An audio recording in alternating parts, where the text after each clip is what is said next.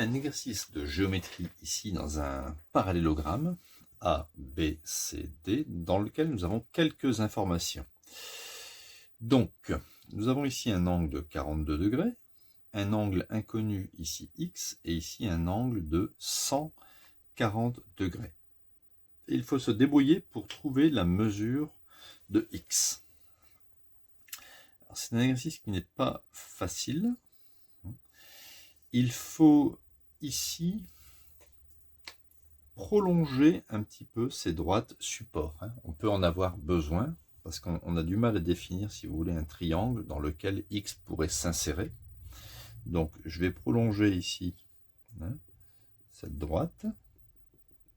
Voilà, ici et ici, je prolonge. Maintenant, regardez bien, on va mettre ici un point T, par exemple. Ici, on va mettre un point R. Ici, on peut mettre un point O. Je vais pouvoir écrire, je peux trouver assez aisément cet angle-ci. Je ne sais pas si vous voyez. Angle alterne-interne avec celui-là. Vous voyez? Donc, on va écrire cet angle, on va l'appeler TAO.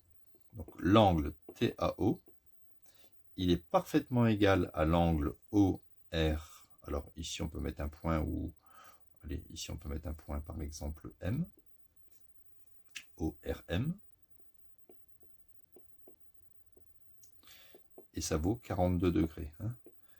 Pourquoi? Parce que ce sont des angles alternes internes. Donc les angles alternes internes ici sont égaux dans un parallélogramme. Quand vous avez ici deux droites parallèles, c'est exactement AB et DC sont parallèles. Vous avez une droite qui coupe.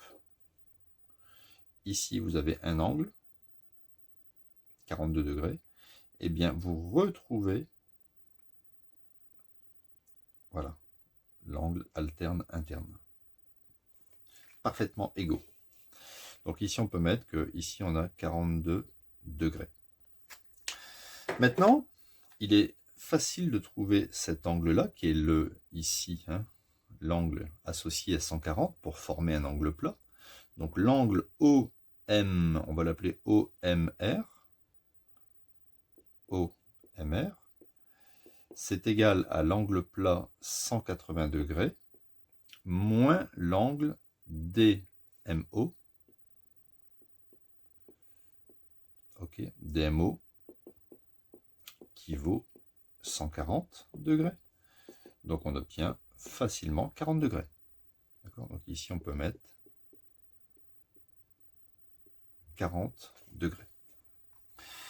Voilà, donc on a utilisé pour l'instant la notion d'angle alterne interne. Ici un angle plat c'est 180, donc si là c'est 140, bon bah forcément là ça sera 40. 140 plus 40 ça fait 180. Maintenant on peut trouver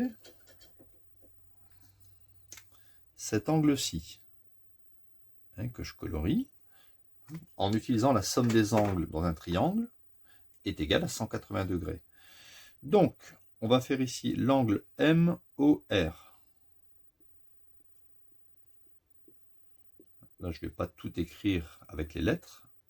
Plus 40 degrés, plus 42 degrés est égal à 180 degrés. À un moment au CRPE, il faut bien mettre OMR. OMR, cet angle-là, plus MRO, plus ROM est égal à 180 et ensuite remplacer. Donc ça fait MOR plus 82 degrés est égal à 180 degrés.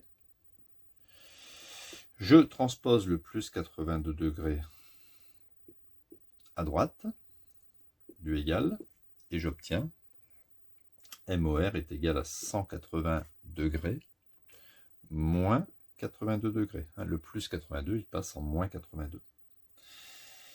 Donc 180 moins 82, donc vous retirez déjà 80 pour arriver à 100, et vous retirez encore 2, ça fait 98 degrés.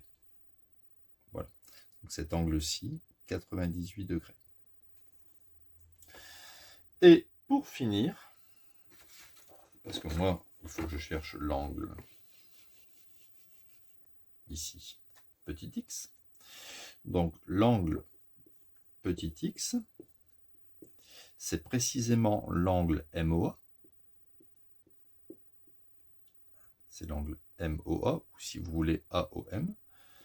Eh bien, on a un angle plat ici, hein, donc c'est 180 degrés.